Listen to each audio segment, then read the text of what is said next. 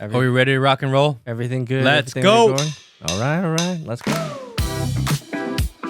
Good morning, good afternoon, good evening, wherever in the world you are. Welcome to the Matt Kim Podcast. I'm your host, Matt Kim, joined by my co-host, Mr. Peter Saddington. What's up, guys? Let's go. I have been in Mexico, in Cancun, for the last 5 days. I feel like I'm really dark, by the way. Do I look darker? You still look pretty Asian yellow. This is, I hit peak darkness pretty quickly, and then that's kind of it for me. Really? Yeah. Oh, I turn into a Mexican. Yeah, I don't get Mexicanized from going to Mexico, but we had an amazing time. I went with my wife and my daughter and my parents, and they had this genius idea. My parents and my wife did. They had this genius idea that we should go and take our 1.5-year-old daughter on a flight to Mexico because it will be a great experience for the entire family. You couldn't have gone to just Hilton Head? In retrospect, that would have been a fantastic idea because traveling with a young baby is not easy. Going internationally and going through customs with a young baby where you have to wait in long lines is not easy. Trying to figure out how to feed a baby at a all-inclusive resort where the food is like really salty and sweet. It's not easy. Having your daughter sit out in the sun all day and trying to schedule around nap times is not easy. Trying to figure out, watching her because pools and beaches aren't exactly baby friendly. So constantly like hawking around, making sure she's not going to fall in something or fall and hit her head. You're really selling this get married and have kids narrative. You're selling it hard right now. Well, what I noticed was all the families that were there, because there was a lot of families. Yeah. It's Cancun. They all had one kid. Ooh, interesting. Because once you have one and you do this experience one time, you're like, oh, I'm good. I'm not going to do it again. That's why America is dying. And that's why we're importing all of these people to replace us because people in America are no longer having kids. But we had an amazing time. It was really fun. My daughter spent, I'm going to say 3 hours a day taking water, playing with a bucket in the low part of the pool. So she would fill up the bucket with water and dump it out. Those are the best. And then fill it up with water again and dump it out. So my entire vacation was sitting there watching her dump water into a pool. You did more than that. You also had some time to relax, right? Some time to relax. There was zero relaxation. Right, well, you had no relaxation. You weren't working the whole time. I wasn't working. I think there was 4 of us, 4 adults and 1 baby, and we are all just like done. It's just so much work. So I have to ask you this question: What does a regular, if you can call this vacation to Cancun regular, but what would a regular vacation look like for you? Are you the type that actually works on vacations, or are you the type that actually unplugs during vacations? 'Cause I have a hard time unplugging during vacation. It's like really hard for me. I like to spend majority of the daytime just kind of like laying around and doing nothing. So when we go on vacations, if we go to the Caribbean or something, we will just pick one resort that we like, pick our spot, pay the people however much to just reserve that spot for us for the entire time we're there, which they typically do if you go out of your way, right? And we'll just stay in that one spot the entire time. And maybe we'll do some jet skiing or something like this. But outside of that, we're not the excursion type. We like to just pick our spot and chill. I'm surprised because so many Koreans, and you know this, so many Koreans go to these different places and they have those Korean tours. So have you ever done those? No, I'm not the tour type. You're not? No, because We love that shit, man. Whenever, like when we went to Costa Rica, we had 2 weeks of just Korean tours. the going off the resort is an entire day fiasco. Oh, You got to absolutely. leave and the bus comes at 10 a.m. So you got to be ready by 10. And then Or sometimes earlier. and then you go maybe 30 minutes to an hour to where you need to go. And then you sit around, you wait till your excursion starts. Right. And then once the excursion of 1 hour is over, you got to sit there for an hour, 2 hours, wait for your pictures. Yep. And then you got to wait for the bus to bring you back to the resort. To go to lunch. No, you and gotta then, go to lunch. Oh, you got to do lunch and you got to do this. And then by the time you get back to the resort, it's like dinner time. Yep. And your entire day was one excursion for 1 hour and a lot of waiting. And you're exhausted. We did that once or twice, and after that we're like, dude, just chilling at the beach is like a better use of our time. So that's typically what we did. Now it's chasing baby around and watching her pour water with a bucket. So you're truly saying that you had no respite, you had no rest during this vacation, is what you're saying? My rest was she would go to sleep around 7:30, and we'd put her to bed, and then we'd sit on the balcony and sit at the balcony until we go to bed. So those 2 or 3 hours that we sit on the balcony at the resort is kind of our rest time. So I'm not trying to interject here, but I would think with everything that has transpired over the last year and everything that certainly transpired in early 2024, that you would maybe have wanted to sit there and kind of marinate on everything that's going on and the big decisions, the big opportunities that are coming up that we can't talk about yet, these types of things. I would think that you're kind of spend some time and space to say, you know what, how do I put this all together? But you didn't have that time. It's funny how life works, where you just like, hey, I'm gonna think about it, and sometimes you have to think about things for an extended period of time and slowly kind of come to realizations. And sometimes you're like, hey, I'm gonna think about it, and just opportunity starts banging on your door. Fortunately for us in our journey over the last year, we're the type where we think about something and opportunity just comes busting in the door. He's not wrong. Like the amount of times where Matt's come to Will and I and said, I was thinking about this and then I got a call. It's just like, dude, it's uncanny. It's almost as if your brain and what you're thinking about is plugged into the ether of the divine matrix, and whatever you're thinking about gets shot out of your brain to these people and they immediately hit you up. Yeah. I don't understand it. It's uncanny in a lot of ways. Because I was sitting there in the afternoon, right when my daughter fell asleep for her nap. And I'm sitting there, I'm thinking, man, like we're having a hard time with YouTube. YouTube is giving us a hard time, and it's just not growing the way that we had hoped for. And I'm thinking about kind of YouTube and deplatforming, and you can see it. And I've been thinking about this Discord ban that's potentially coming our way. April 15th, as of April 15th, they've changed the terms and conditions for Discord. Yep. So if anyone signs a Discord, you have to sign the new terms and conditions to access Discord. And basically what it says is that you can get your server deleted at any given time for misinformation. And who decides misinformation? God knows. The blue-haired sheepdogs. So our Discord is definitely at risk, and it could get deleted on any given day. I don't want to add any anxiety, but I'm telling you, I'm already hearing reports from some Discords that are, Yeah, and the stuff that gets discussed in a Discord would be considered misinformation according to their guideline. 100%. So it's something I was thinking about. And literally while I'm thinking about it, I look at my phone and Chris, CEO of Rumble, messages me. He's like, hey, maybe we should do a podcast together. I was like, look how that works. maybe the solution just emerges whenever you think about it. And we've been trying to make a concerted effort to spend more time on Rumble because for us, at least, with the idea that we need a video platform where we can speak freely, they're the ones that exist right now in the ether.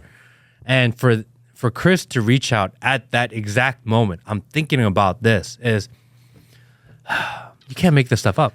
Matt, you're very much like a lightning rod for a lot of opportunities that are coming up. And again, we can't speak about a lot of them, but I'm excited in my bones for where you're going to be headed in the next couple months. So look forward to a Chris Pavlovsky podcast interview / conversation coming soon. We haven't firmed up any dates yet, but the conversation has started. So very interesting. And what other platform does the CEO of a platform be like, hey, maybe we should talk? Like, that doesn't happen. It doesn't. It really doesn't. It doesn't happen anywhere. I can't imagine Susan from YouTube, although she's not CEO of YouTube anymore. Yeah, she's the marketing CMO, I think, or something like that. No, Susan was She was the CEO. And she left. I thought she was I don't know. Anyway, there's a new CEO. I don't know. It's probably some Indian Jewish guy. And... Indian Jewish guy. How does that happen, bro? It's one. He's just projecting his own insecurities about the overlords that are ruining his life, also known as Indians. And I don't know what that means. But I don't even know where we're going. Anyway, they're never going to contact me. But for Chris to contact me directly was wild. So I think that's really cool. And he's been in our live stream chats before, hanging out. So huge fan of Chris. So Chris, if you ever watch this, I appreciate you. So I've watched a couple interviews with him in the past. They were mostly just clips of interviews, if I'm fair. I'm curious as to, and these are two questions I would ask, is why did he feel that he needed to be the guy that created this alternative to YouTube? And number two, I would ask, what does he feel he needs to grow? So I would be curious about those two questions. So I'll posit them to you so that you can ask those questions to him. Because I'd be curious, because he might have some real strategic and tactical considerations about how he wants to grow, and it would be great to know that. And I'd be curious to know intent. Yeah. Did he intend to become this guy that everyone's kind of relying on now for free speech and free speech video platform? I don't think that this was originally his plan. I didn't think he'd have to have this burden to bear. This is a tough burden to bear. It's not like people wake up in the morning and say, let me see how I can fight against the man today. Like, nobody does that. Yeah, it just woke up one day, it's like, oh shit, I'm in the conversation. Easy battle, hard battle. Let me choose that. Yeah. Let me pick the hardest battle and go up against Google. Absolutely. Not I don't think that was his goal. I think it just kind of happened, and now he's sprung into this position where he's kind of stuck fighting for it. So you're going to do that interview this weekend or this week? Or next? I have no idea. Okay. Conversation just started. So I have a question that was posited from my wife when we heard that she heard that you were going on vacation. She's like, Matt's going with his parents? Is that a Korean thing? I think it's you have one kid and you're like, this is going to be very difficult to do on our own, so we should take grandma and grandpa. And it was actually grandma and grandpa's idea. My father actually kind of wanted to do this. Do you remember when the earthquake happened in Turkey, Istanbul? Vaguely, yeah. I think it was like 6 months ago. Oof, yeah. There was a big earthquake in Istanbul and in Turkey. There was a big earthquake in Turkey 6 months ago. And they were supposed to go to Turkey. Oh. The day before that, the big earthquake happened on Saturday night. They were supposed to go to Turkey on Sunday. So their entire trip got canceled because of the earthquake. Right. And then they had, they refund all your money and credits, so that all this credit money left over. And they were like, hey, we have all this, like Delta money and etc.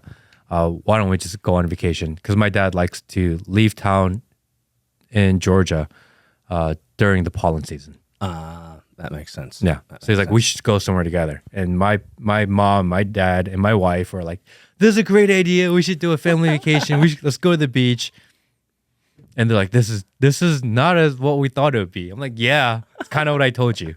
It's not easy traveling with a baby. So they're gonna go to a vacation next time without you is the answer.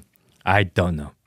It's one of those where you do it once and now you're stuck being a babysitter. If I can just say one thing, family vacations, in my estimation, are one of the crucibles that I think are required to actually prove that you enjoy and like the person you're with. I mean, how many times, I don't know if you've noticed, but I've been on family vacations with other families, and sometimes you get to see the real about those families, because for the first time in a long time, those families actually have to be together in a hotel, at events, going to things.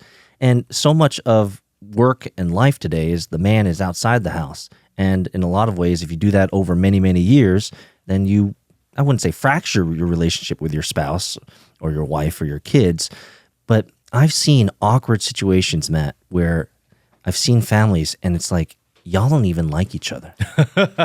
like I'm on vacation with you and it's clear y'all don't even know how to live together. And so here's my question. Spending time with your parents, your wife, your daughter, and all of that jumbled together, do you still like your parents? It's a little bit of suffering.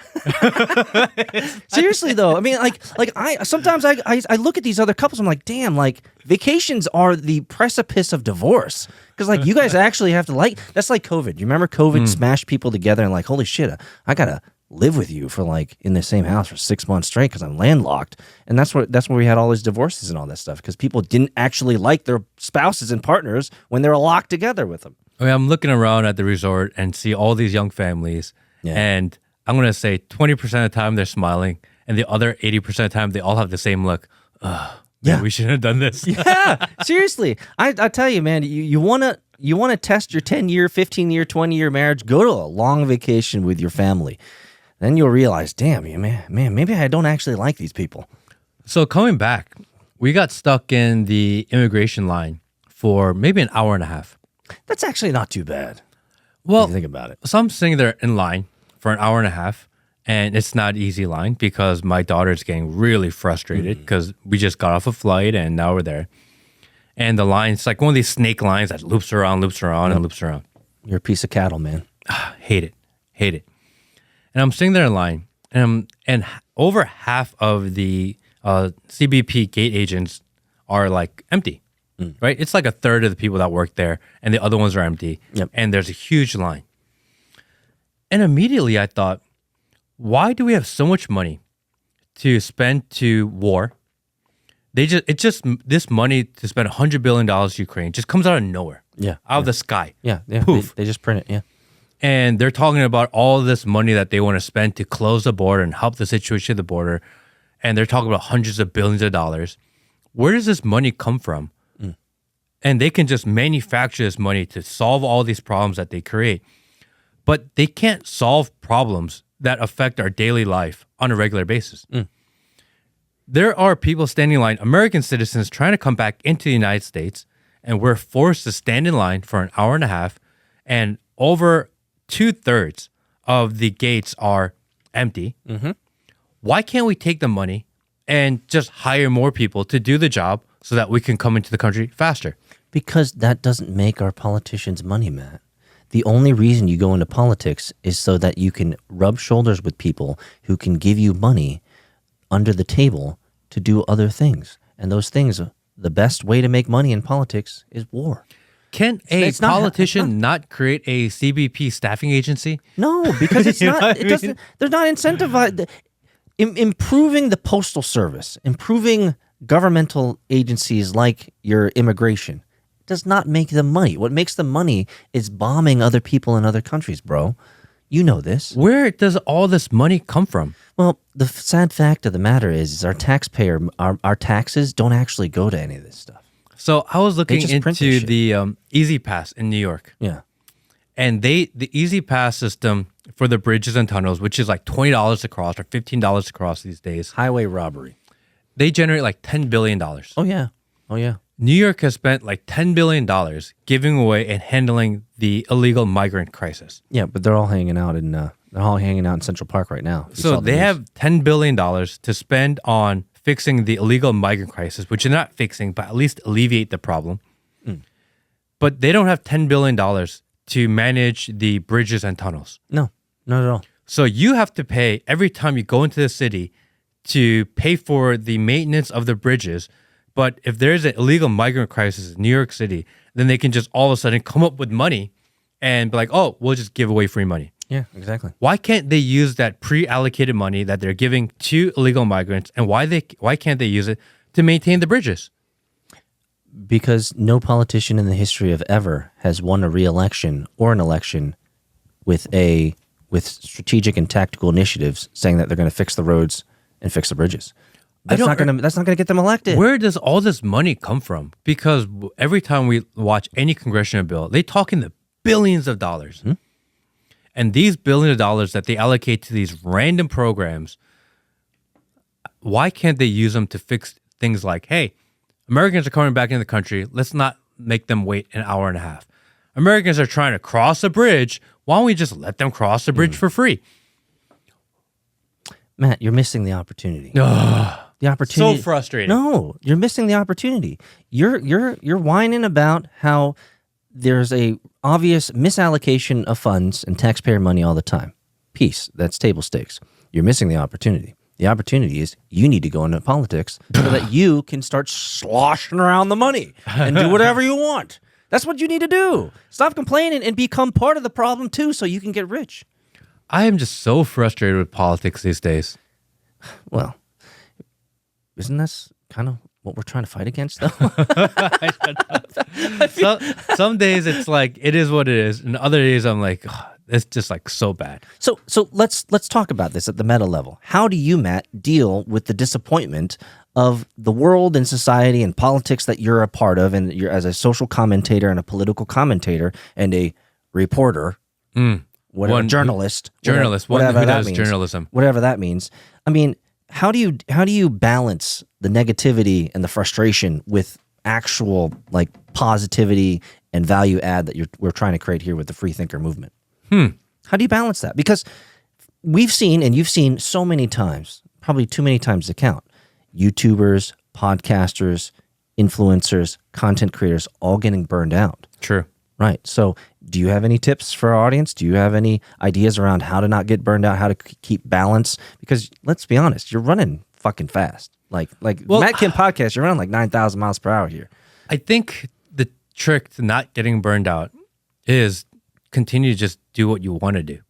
I think it's people who get stuck in a very specific niche, and they also, because they take the money from the propagandists, so they have to say certain things, and now it becomes a job, and it's not something you want to do or something that you're passionate about, but something you do because you have to do. And everyone gets burned out from a job, you know? So your solution then, if I were to recontextualize what you just said, would be make sure that you're not ever doing a job. Yes. So the Matt Kim podcast is not a job. No, we do it because we like to do it. We enjoy to do it because we feel passionate about it. And we feel like we're making a difference. We do it because we want to do it. But at the same time, the world around us is very frustrating. It is extremely frustrating, you know? I wish we had solutions for it. I wish we had a good idea today. I feel like I have one right now. I had a great idea. I think we should support Matt getting into politics so he can slosh the money around and he can give some back to the little fish. Make it rain. Make it rain, Matt. Come on. We need to depend on you, Matt. You need to be our baby mama. You need to be our baby mama. Yeah. It's frustrating. Although, interesting thing happened the other day. So I'm at breakfast with my parents. My parents come running in. And they're this was in Cancun? In Cancun. Okay. And they're like, did you see the interview with Tucker and Pastor Doug Wilson? Oh, yes. And I hadn't watched it yet, but it did show up on my feed. And for anyone that hasn't watched it, definitely worth checking out, I believe. It's on, I believe there's clips of it on his X, and you can find the full thing, I think, only on his Tucker Carlson network. Worth watching. They're like, hey, did you watch this thing with Pastor Doug Wilson? And I was like, no, I haven't seen it yet.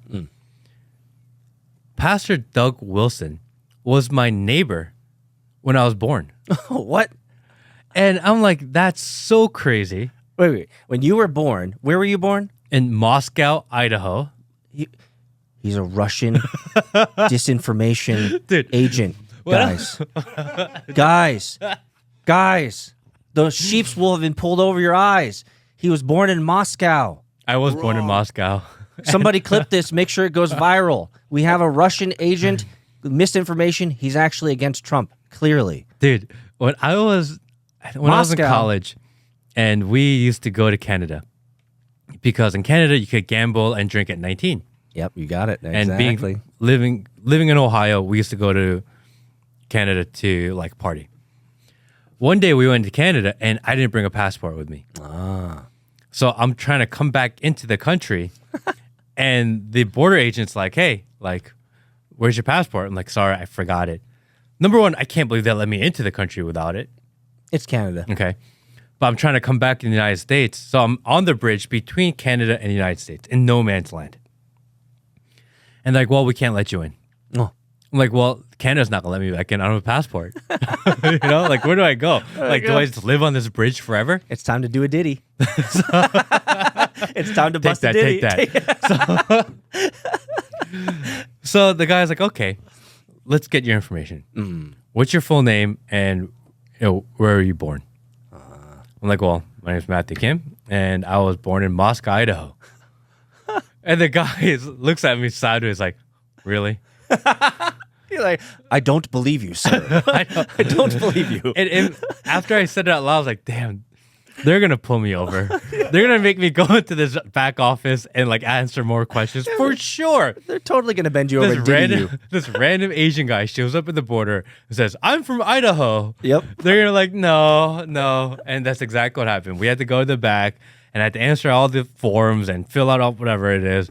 And it took me like 2 hours to get back in the country. Eventually. But was mission accomplished? Did you get the poon in Canada? Windsor is a cool place. We'll just leave it at that. Mission accomplished. Mission accomplished. But yeah, so I was born in Moscow, Idaho. And my neighbor, when I was born, was Pastor Doug Wilson. You're a fucking redneck, bro. Yeah. Moscow, Idaho, guys. Like, where the fuck is that? It is where University of Idaho is. Most recently famous for the random stabbing that happened at the university campus, which I thought was crazy because I had never heard of Moscow, Idaho in the news before until that date. But yeah, he was our neighbor. And Doug Wilson is the reason that my father is a Christian. Wow.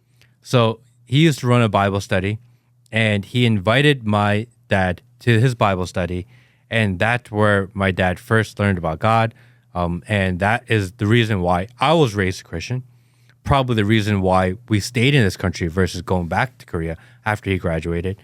And probably everything that's happened from that moment started with my father and Doug Wilson having a conversation. Wow. Which is crazy. So just to back up for a little bit, not everyone's watched the Tucker Carlson and Doug Wilson interview. So tell us quickly, who is Doug Wilson and what was his message on Tucker Carlson's interview? So basically his message was the country was founded on Christian beliefs, that we as a society now are letting the left rule our country with all these rules and laws. The analogy he gave was, if you look at the 10 Commandments, you can fit it on a postcard. Mm-hmm.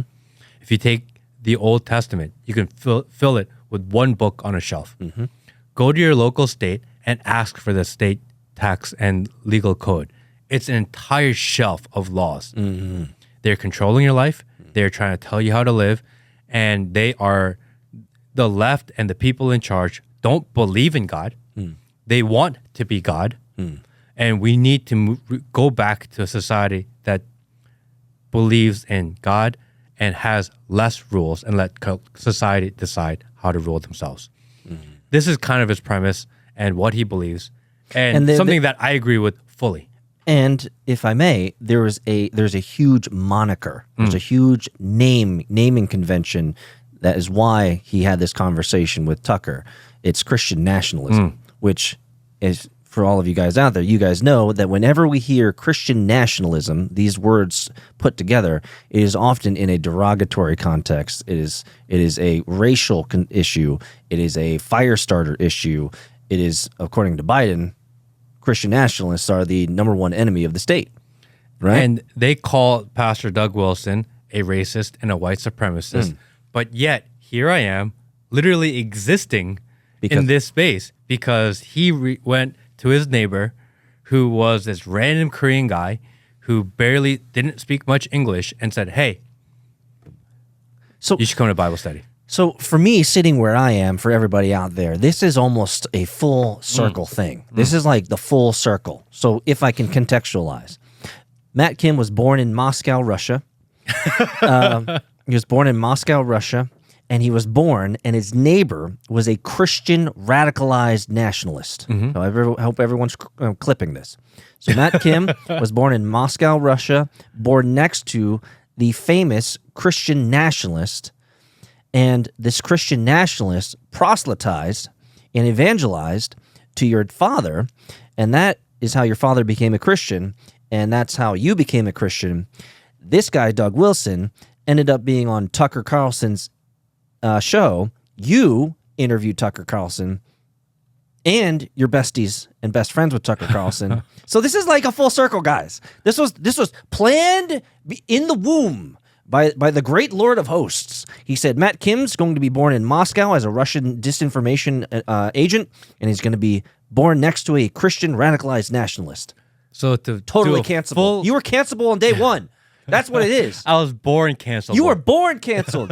Guys, this man, Matt Kim, is living his passion. What he doesn't realize, he's actually living his divine purpose from day fucking one. It's crazy, isn't it? Day fucking one. Like, how small is the world that's even possible? I'm telling you. Do a full close on the loop. I reached out to them. I'm going to get Pastor Wilson's information.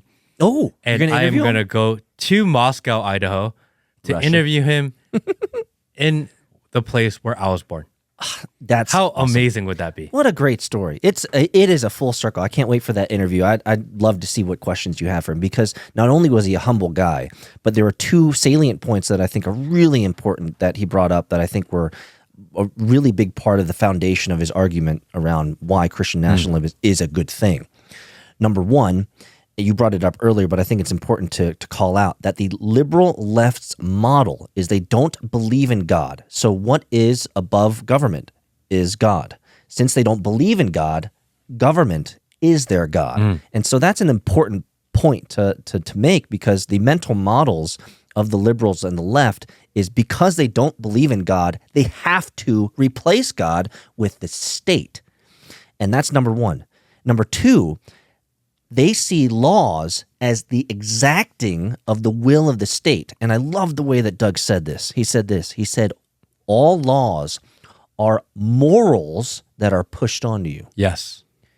Now, if you think about it that way, it's like, whoa, wow, we have a lot of morals that turn into laws that aren't Christian.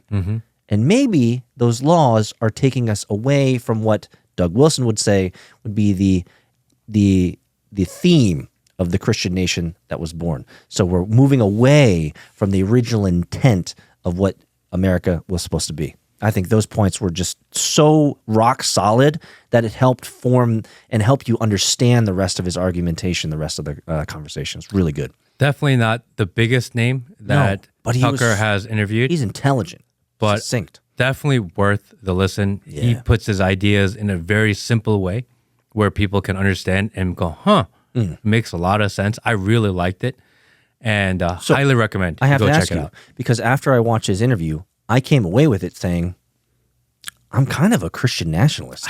So let me ask you, are you a Christian nationalist? I guess so. I just learned the term, so I'm still trying to figure it out. Let's define it. What did Doug say Christian nationalism actually is?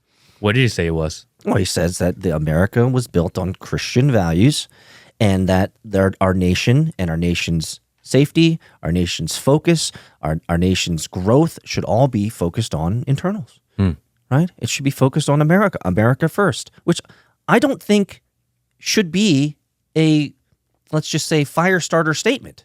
For me to say America first in the legacy media is absolutely outlandish. Now, why do you think that is? Why would it be that if you were to come out and, let's say, on X, and you were to post America first, you would get flamed? Why is that such a divisive term these days? Why is it that we cannot be America first anymore? Why is that? I don't know. Will, can you look up Pastor Doug Wilson, Tucker Carlson, see if there's any news? I just want to see if any of the news commented on him, and see if they've called him anything. I'm curious. I'm just curious to see what happens. He in the interview, he already said that he's been called racist, all this, radicalized, all this stuff. But he makes a solid case. And again, for everyone out there, smash the like button, join the Matt Kim podcast, join the Discord, the Telegram, do all that stuff. Retweet it, repost it, do all that. But definitely listen to Doug Wilson. I think he was so good at defining terms and making it relatively clear that if you're a Christian and you believe America is an amazing place to live and you want America to continue to be an amazing place to live, you could be considered a Christian nationalist. Oh, no. MSN says America needs Jesus. Tucker Carlson sits down with the Christian nationalists they warned you about. Oh. So wait. That's odd. So America needs Jesus, but we need to warn everybody about Christian nationalism. No, and America needs Jesus was in quotes. Oh, okay. Yeah. So Doug said, "Yeah, America does need Jesus," is what they're saying, and they're saying clearly, if someone says America needs Jesus, that is the enemy that we're. I need to go talk to this guy. I feel like I have to. I'm supposed to. It's supposed to happen. Say less. Right? Say less. It's supposed to happen. It's supposed to happen. Absolutely. Things don't line up like this without the logical conclusion being, I'm supposed to go home to where I was born and meet the guy that was my neighbor and find out what it is, because his ideas align really close with ours. Yeah. In this most odd way. Never knew he existed. But as soon as he popped up, my parents were like, he was our neighbor. So when you say I need to go home, my brain immediately flashed to like this really fun, like digital short, where you have like a D-Rock that follows you from Atlanta, flying over it back to Moscow, Russia. And it's B-roll. It's the cameraman looking at you, and you're like, "Oh, it's good to be back in my hometown." And you tell some stories about it, and then you meet this guy. We should make a digital short of your trip back to the homeland. I left Idaho before I was 100 days old.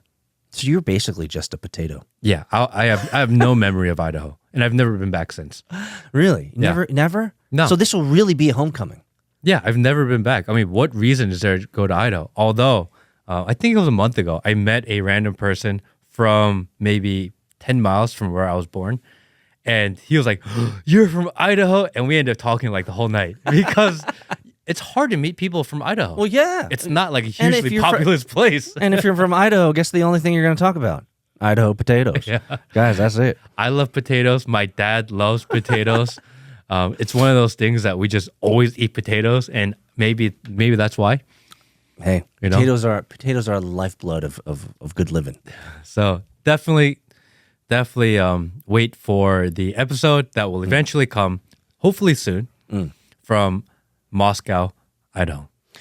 And if you're from Moscow, Idaho, or you're in Idaho, definitely come and say hello. Yeah, hit us That'd up. be We'll cool. let you know in Discord. We'll let you know in Telegram what Matt Kim's doing. Obviously, he's a famous guy. He needs security. So in Idaho, there's a lot of crazy people. So Are there? I don't know. I'm just making shit up. I don't know anything about Idaho. Really? I mean, do you? Other than potatoes. Yeah, my knowledge of Idaho is like almost nothing. Isn't Idaho supposed to be like, or was that Oregon? I think it was like either Oregon. I think Oregon wanted to join Washington or Idaho or something like that, didn't they? When they're split with the vote and they're just like, let's fuck Oregon. Eastern Oregon Wanted to leave. Want to leave? Yeah, join yeah. with Idaho. Yeah, that's right. So Idaho could Idaho's really get conservative. bigger. Yeah, I believe that Doug Wilson wanted to make Moscow, Idaho, the first Christian city in America. How do you go about making it or substantiating that a city already in existence is now a Christian city? How does that I happen? don't know. This is just something I kind of heard, and I'm curious to know what that even means and what that looks like. Sounds like something that CNN could run with, saying this guy's going to go crazy trying to take over this city. And Yeah, make it but into some CNN is not really overly excited about talking about a small city in Idaho. Yeah, that's fair enough. You know? Fair enough. It's kind of one of those that kind of flies under the radar. Oh, man. So now I have to bring up Tupac. Okay, we're going to Tupac already? Man, I have a concession to make, my friends. I have an admission to make. Can we get some sad music for this? Because Peter was really upset I about was this so morning. upset, guys. And I know I'm taking Matt Kim time, but guys, I need sympathy. I need empathy. I need your love. I need your support in this tough and trial of a time. this trying time in my life. 2 days ago, my friends, because of all the Diddy, take that. Because of all the Diddy stuff that's coming out, all of the unreleased footage of all of these rappers and entertainers and musicians and artists are coming out into the fold in public view. And I came across 2 days ago a treasure trove, Matt. A treasure trove of Tupac, videos of Tupac when he was 16, 17, 18, and 19, hanging out with producers, interviewers, men of industry, women of industry.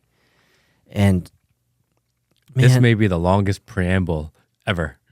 I need to add weight to this, guys. My soul was crushed. Can we do one more sad boy? You see, back in middle school and high school, so I was born in the early 80s, right? I lived through the 80s and the 90s.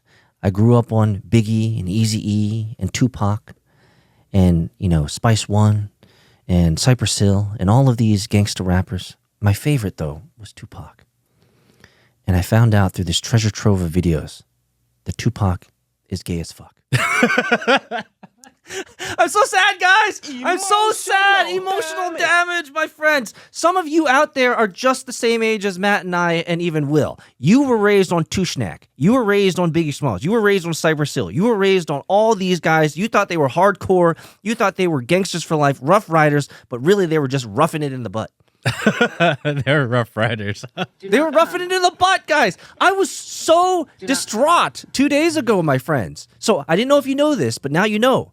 Tupac was gay AF. Yep. Why? I thought everyone knew this. You didn't. You knew this? Yes, You didn't know this. for sure. No, you didn't. When How I- did you know Tushnak was gay? When I was younger, I don't care that he's gay. It's just like he was such a... Oh no, you do care he's gay. When I was younger, I was I had deceived. Tupac's poetry book. Tupac's poetry book? There's a Tupac poetry book. That is gay AF. Yeah. And anyone who writes a poetry book is pretty. So if you're like, hey, I have an idea. I'm going to write a poetry book. It's kind of like Ashley Biden writing her poetry in her book. So, yeah. I thought everyone knew that pretty much all the rappers are. I just, all I have going through my mind are these lyrics. If you're a of- grown-ass man and you're putting on costumes and you make your living by dancing for other people and you spend your entire day practicing choreography, there's like a 90% chance you're gay. So are you saying Justin Timberlake is gay? Yes. There's not a lot of like masculine men. They're like, hey, do you know what? I'd like to spend my entire day practicing dance in front of a mirror. Oh, man. Now I'm thinking about Enrique Iglesias. I'm thinking about... Seriously? Like, you gotta pick the obvious ones? You know? Like, fuck. Ricky Martin. Yeah, like, see, you're totally making my case, which is, it was obvious. Most performers are. let us know in the comments. Let us know in Discord if you were as shocked as I was 2 days ago.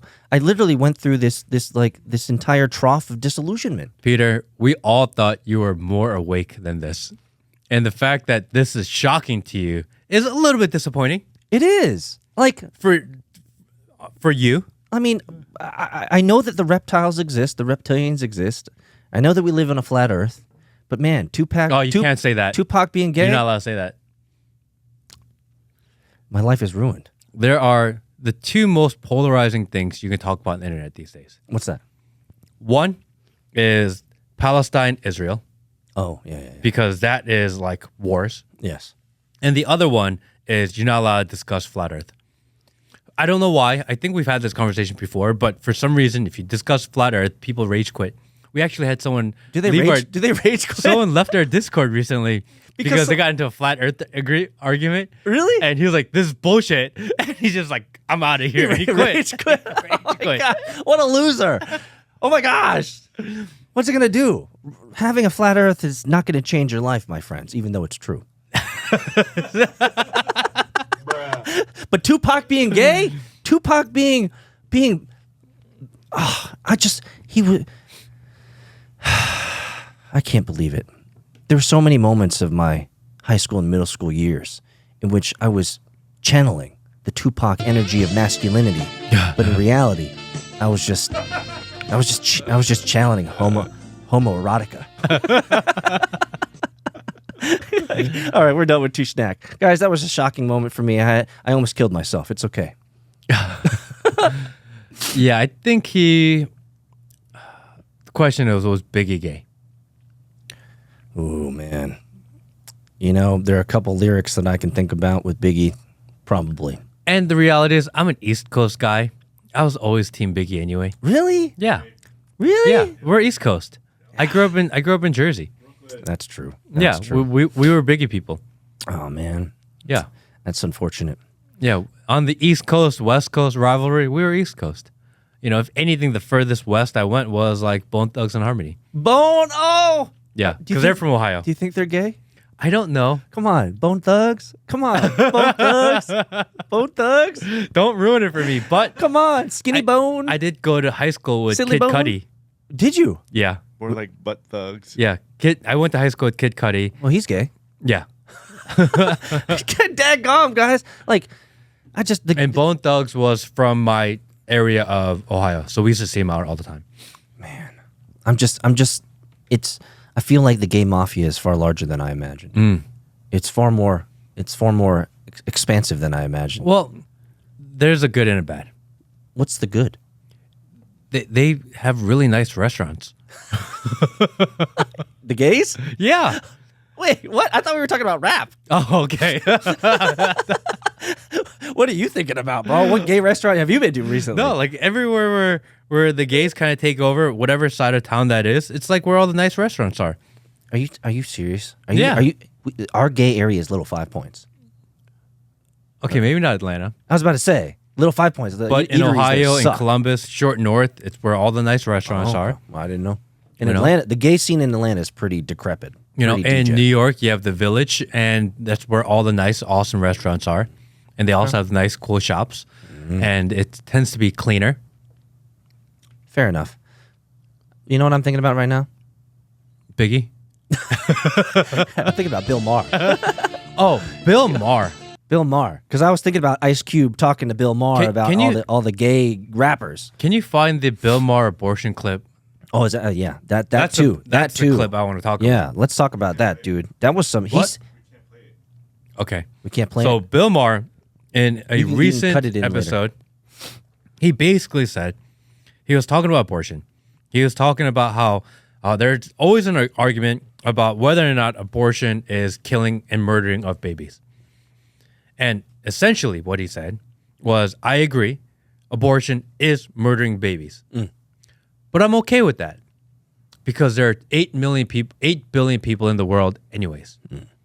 He literally said, it's okay. What he said was, I believe abortion is murdering of babies, but I'm okay with the murdering of babies because there are a lot of people in the world. I've never heard someone say that out loud before. Yeah, that's the silent part you don't say out loud. Maybe some people think it. I've never heard someone say that out loud. When I saw that, I was shocked. I couldn't believe he said that out loud. And it was so nonchalant. Like, it was just like, yeah, of course. I was like, really? Of course? Yeah, yeah. But you have to think a lot of the people that think like Bill Maher, that are generally on the progressive and more liberal side, they also think that too. A lot of the debate in abortion is whether or not abortion is a murdering of babies. Yeah. There's the pro-life side which says, no, at conception, a baby, you have your, you know their genetics, you know their eye color, their hair color, you know a lot about them. It's life. Yes. I can understand that side. There's the other side. Well, they're actually not born. They're still in the womb. It's just kind of cells, and therefore they're not babies. I don't agree, but I can understand that argument. Oh, so let's define if you're willing to. I'm some of your audience might actually care. So what is your stance on abortion?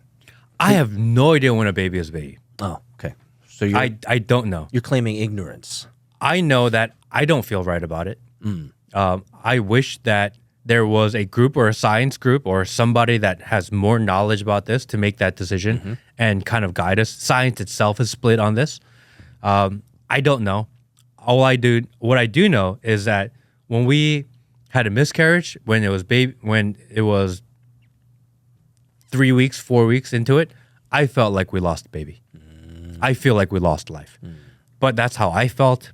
Maybe some people, they don't feel that. I don't know. What I do know is that both sides, people adamantly believe one or the other. It's a baby, it's not a baby. It's life, it's not life.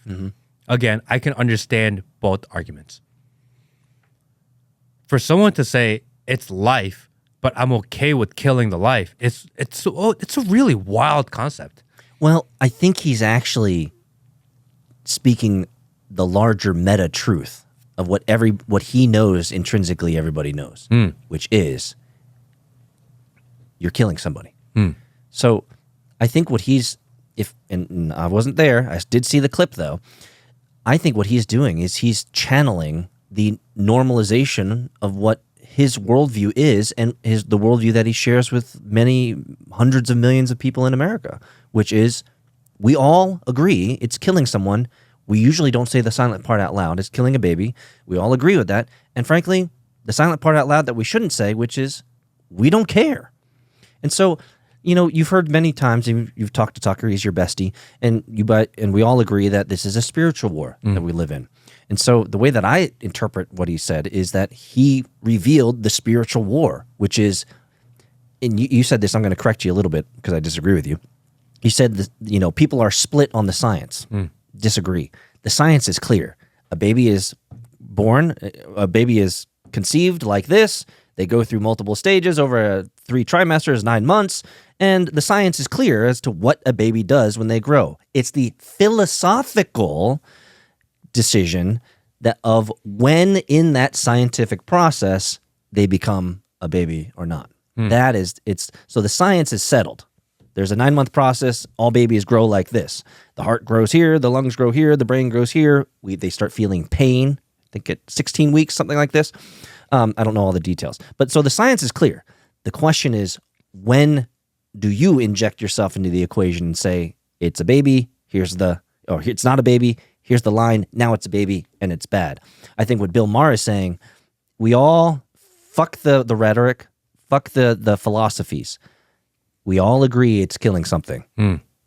Bill Maher was just willing to go one step further and say, you know what? I don't care. It's okay. It's okay.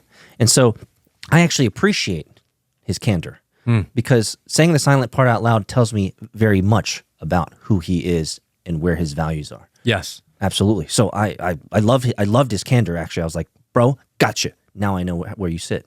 Perfect. Because Bill Maher has been one of these guys in the news and within the content cycle recently of, hey, he's like this huge leftist that's kind of coming center, and he had that famous line, I'm not the one that moved, everyone else moved, and that put me in the center. And people were like, oh, maybe Bill Maher's coming around. No, this guy's a fucking Satanist. No. This guy's evil. And of course, he has no children. Of course, he has no wife. Of course, he's living that lifestyle. And I can't take anything he says seriously anymore. Just like you can't take anything Kathy Griffin says. Like, not only is she, you know who she is, right? I mean, the redhead? Yeah, she's the tranny. She's she's Anderson Cooper's brother. You didn't know this? All right, let's go. Wait, I thought Anderson Cooper was a Rothschild. Anderson Cooper had I believe, an older brother who was gay and died. But yet, Kathy Griffin came out right after his older brother died, and she looks like a spitting image of Anderson Cooper's older brother. Can someone please fact check this for us? Bro. Fact check. Just like Macron. It's just like Macron. Macron's wife is a man, and we have 30 years of no history. Suddenly, his wife shows up on the spot, right? And same with Anderson Cooper. Anderson Cooper, check it out, Will. He had a brother. His brother's gone now, and then suddenly Kathy just showed up, and she has all the physical hallmarks of his late brother. So I think it's just part of the machine. Wait, is she a Rothschild too then? Probably. Wait, I thought he was. Probably. If he isn't, no, he's a Vanderbilt. Oh, he's a Vanderbilt. He's a Vanderbilt. So she's a Vanderbilt. Yeah. Or he's a Vanderbilt. He's a Vanderbilt. They're both he's. Yeah. That's why Kathy Griffin. Dude, this shit's so confusing. She will never have kids and never marry. I thought it was he. He will never have kids and never marry because he's actually a dude, but he's playing like. Have you ever seen pictures of Kathy Griffin? She does selfies. She looks like a dude. She looks horrible. She looks like all the plastic surgery and all that's falling apart. It's like Michael Jackson back in the day, right when he lost his nose. I'm going down the rabbit hole, guys, but I'm not lying. It's true. It's almost like Diddy. It's almost like Tupac. I'm kind of curious to look it up, but not really that curious. I'm like torn. Well, if The Simpsons had an episode, I'll just take your word for it. If The Simpsons had an episode about it. All right. For those of you guys who can see the scene, this is from Reddit. OMG. This keeps getting more deeper, stranger, and bizarre. Kathy Griffin is Anderson Cooper's older brother that had a sex change. So Joan Rivers isn't crazy after all, folks. R.I.P.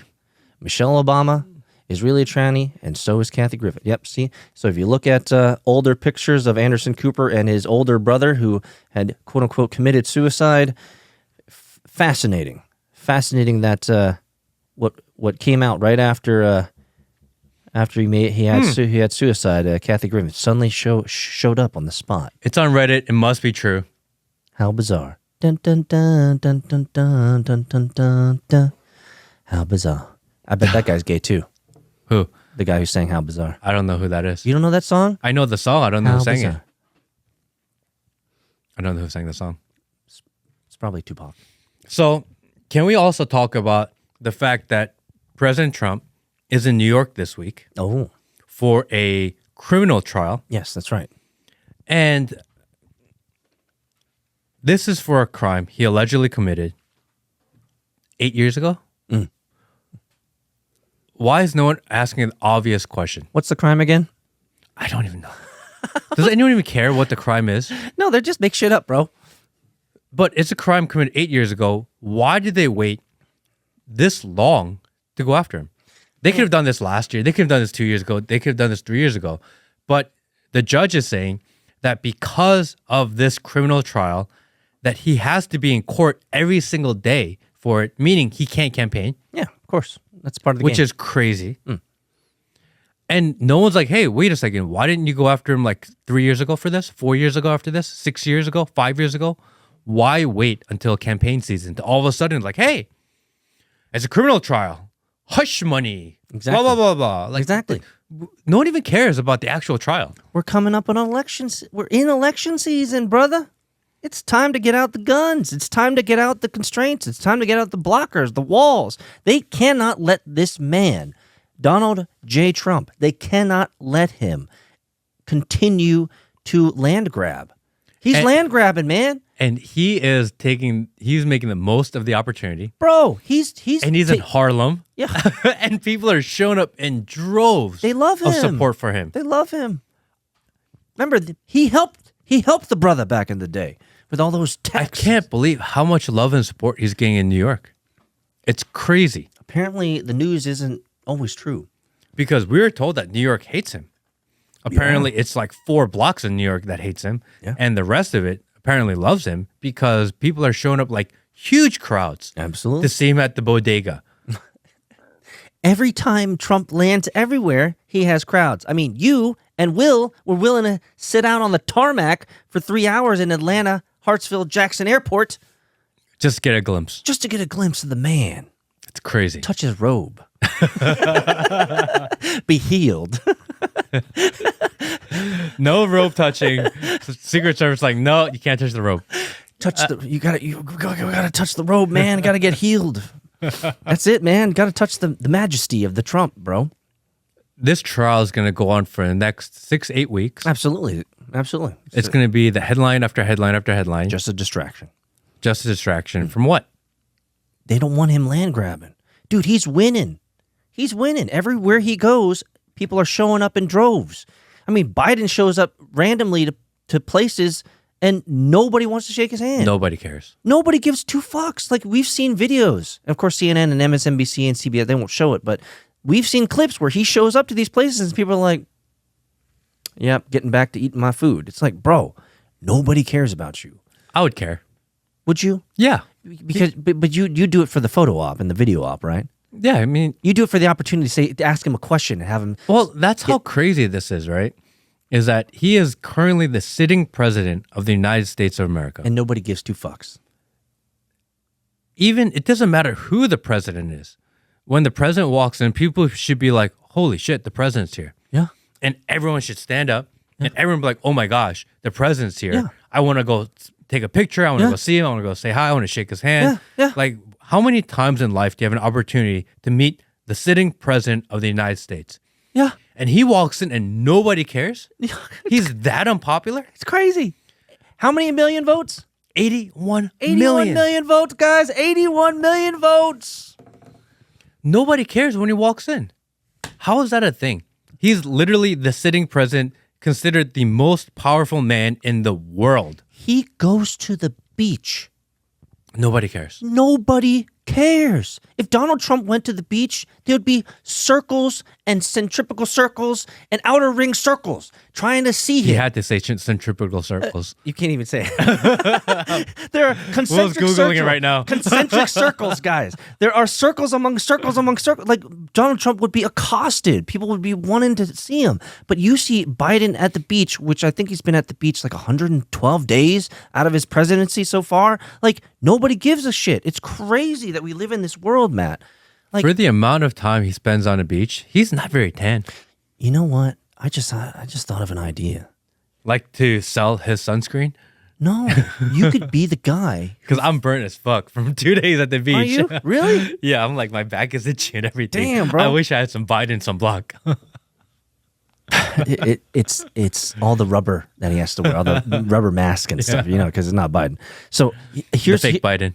Here's what I think. There should be a guy, maybe not you, but somebody else. There has to be a guy who follows him around.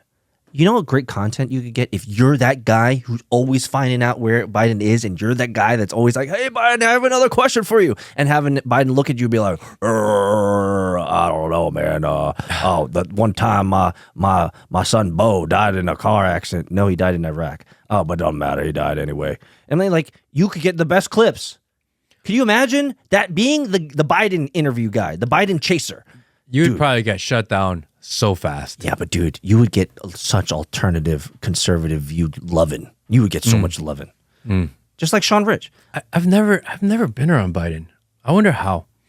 I'm telling you, like How can I get around He Biden? seems like he's accessible. He could go into restaurants and nobody jumps up and says hi. You could be the guy who jumps up and says, "Hey, Biden, I love you, bro." I really want to go to a Biden rally.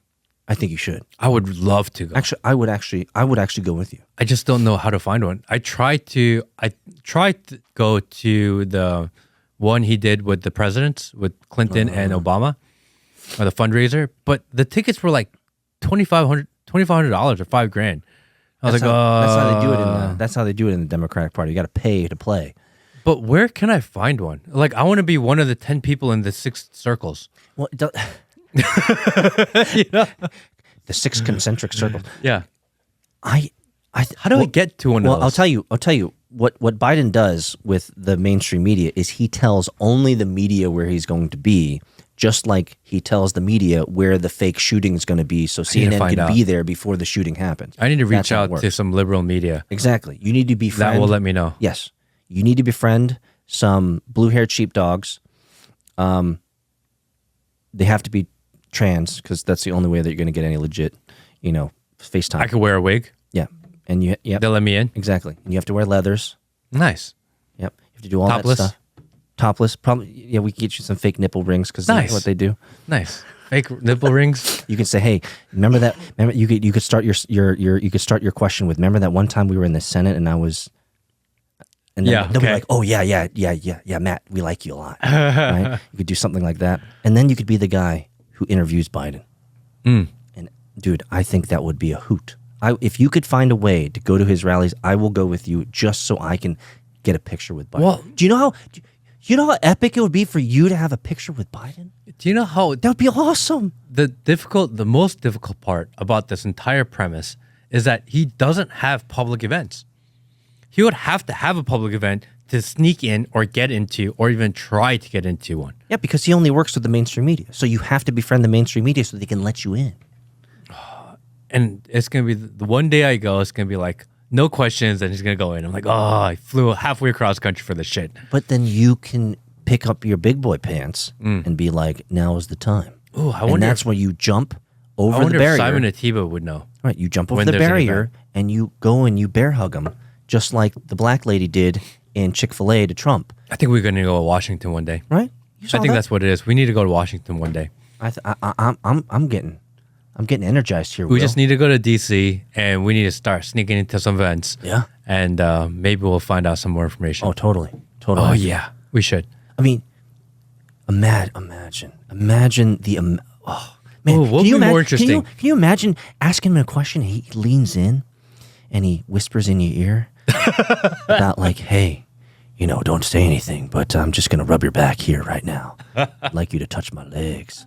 And you get that on video, man. Bro, you'd be a fucking superstar. I want this to happen so bad, Matt. What would be more fun? Hanging out with Joe Biden or hanging out with Kamala Harris? Seriously, if you had to choose. I realized this is like the best entertainment of all time. Yeah, if you had to choose, maybe leave a comment. If you had to choose, you have to choose one. You can either spend the afternoon with Joe Biden or you can spend the afternoon with Kamala Harris. Which one would you rather do? I don't even have to think. Kamala. Really? Oh, yeah.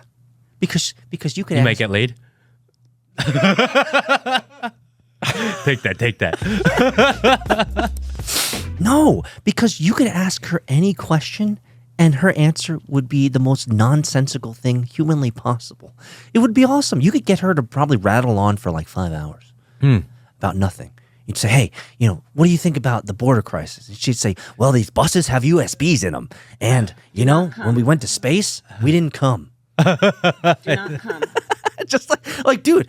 So, what would your answer be? Kamala or old Joe? What would you choose? I think I'd have to say Joe because he's a sitting president. Fair enough. Right? I think for that alone, it would be Joe.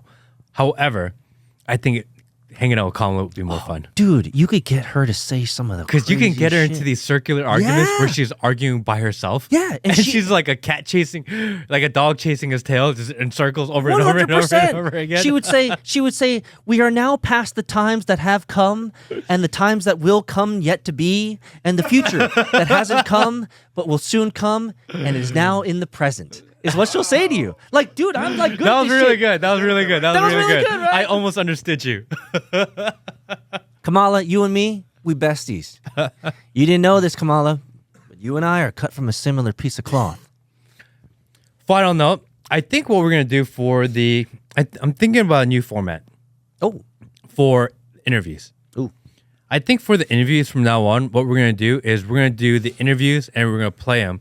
And after the interviews, we're going to go straight from doing the premiere on Rumble as the interview and then cut right into a live stream afterwards. like a Q&A? Yeah. I think that'd be fun. I like that. Because even if we do the interview on maybe a Wednesday, but the episode doesn't get released till a Friday, we can tell the interviewee wherever they are, hey, why don't you come in? We can do it remote and we can do a live Q&A. A watch party. A watch party so we can watch the full interview. And then we can do an interview. We can do the Q&A with the watchers afterwards. Yeah. And I think that'd be fun. And the guests too, because then they Correct. can answer questions that weren't part of the interview. Yeah. Oh. I think that'd be interesting. I think that's something that I want to try to start rolling in. I like that idea a lot. I think that'd be fun. That's really good promo type stuff. Yeah. No, I like that. We're always working on new things. Excited for what we have in the future. I think the future is bright. We have... It's going to be a wild year, for sure. Man, all I can think about is taking that. Tupac is gay. Thank you, everyone. Have a good week. See you next time.